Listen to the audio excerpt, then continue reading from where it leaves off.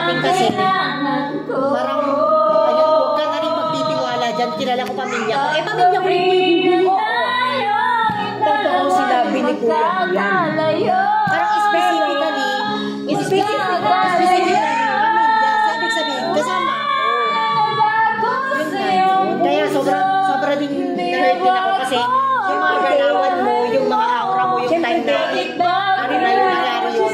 Paano ba ako magtitiwala? Sa'yo o kay Kuya Benjoy? Sa asawa mo ate, pero syempre diba parang kumbaga. Ito na tayo ngayon. Ito tayo ngayon. Kaya nga sabi ko, nag-open up ako sa'yo eh.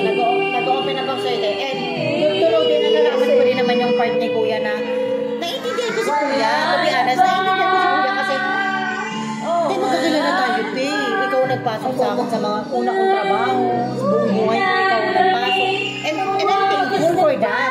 Thankful ako sa mga Thankful ka, nasi-share mo ba sa ibang tao kung gano'n rin ako naging mabuti sa'yo? kasi nasi-share ko. Ang saya ako.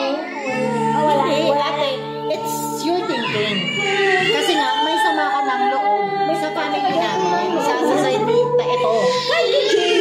Kaya nga sa mga si Jenny, alam mo dyan. Kaya nga yung nangyari yun, talagang sobra din ako na ano, kahit ito si Ningning. Yung Kasi, nung times na yun, Oy, nak, sa'yo yan. Bakit binibigay mo sa akin? Oo, tama Dahil ngayon. na naman, ah. Parang lang, makakanta kami dito. times na